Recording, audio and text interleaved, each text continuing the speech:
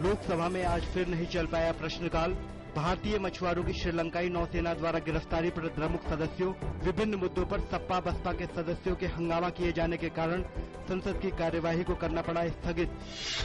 उच्च सदन राज्यसभा की कार्यवाही हुई बाधित। तेलंगाना न्यायमूर्ति गांगुली, मुजफ्फरनगर के राहत शिविरों में बच्चों की कथित मौत सहित अलग अलग मुद्दों पर विभिन्न दलों के सदस्यों के हंगामे के कारण नहीं चल पाया प्रश्नकाल। संसदीय कार्य मंत्री कमलनाथ ने कहा है कि संसद के सत्र को जल्द समाप्त करने का सरकार का कोई इरादा नहीं है। लोकपाल के मुद्दे पर उन्होंने कहा कि लोकपाल बिल पास कराना सरकार की प्राथमिकता में है। केंद्रीय गृह मंत्री सुशील कुमार शिंदे ने कहा कि लोकपाल विधेयक पर राज्यसभा की सिलेक्ट कमेटी के 13 सुझाव आए थे, जिन्हें सरकार ने मान लिया है। उन्होंने बताया कि केंद्रीय कार्मिक राज्य मंत्री वी नारायणसामी ने इसको राज्यसभा में जल्द ही पेश करने के लिए नोटिस दिया है।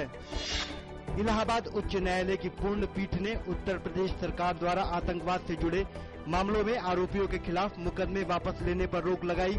अपने फैसले में कोर्ट ने कहा कि राज्य सरकार को ऐसे मामलों में कार्रवाई करने का कोई अधिकार नहीं है। रमन सिंह ने आज छत्तीसगढ़ के मुख्यमंत्री के रूप में शपथ ली। विधानसभा चुनाव में जीत के बाद भारतीय जनता पार्टी की राज्य में तीसरी बार सरकार बनी है। रायपुर के पुलिस परेड मैदान में आयोजित एक समारोह में रमन सिंह को राज्यपाल ने पद और गोपनीयता की शपथ दिलाई।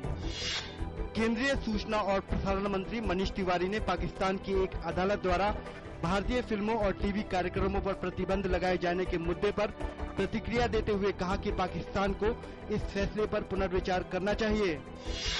दिल्ली के उपराज्यपाल नजीब जंग ने सरकार के गठन के विषय पर चर्चा के लिए आज भाजपा के विधायक दल के नेता हर्षवर्धन को बुलाया। 4 दिसंबर को हुए दिल्ली विधानसभा के चुनाव में किसी दल को स्पष्ट बहुमत नहीं मिलने से उभरी स्थिति के बाद उपराज्यपाल ने उठाया यह कदम। शेयर बाजार में देखी गई गिरावट।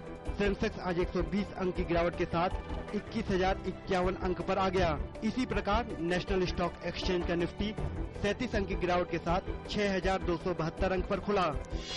अंतरबैंक विदेशी मुद्रा विनिमय बाजार में आज डॉलर की तुलना में ₹40 कमजोर होकर 61 पैसे प्रति डॉलर पर आ गया। कल के कारोबार के दौरान डॉलर के मुकाबले ₹21 कमजोर होकर 61 प्रति डॉलर पर बंद हुआ था।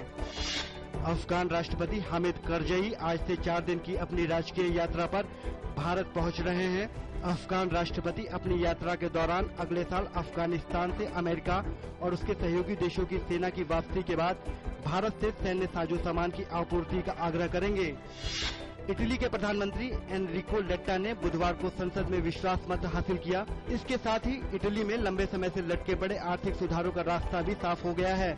लेटा ने तीसरी बार विश्वास मत हासिल किया। हिंदी साहित्य जगत में दद्दा नाम से प्रसिद्ध राष्ट्र कवि मैथिली शरण गुप्त की आज पुण्यतिथि है। साकेत, पंचवटी, यशोधरा और जयद्रथ वध जैसे कालजयी रचनाएं देने वाले मैथिली शरण गुप्त का जन्म उत्तर प्रदेश के झांसी जिले में हुआ था।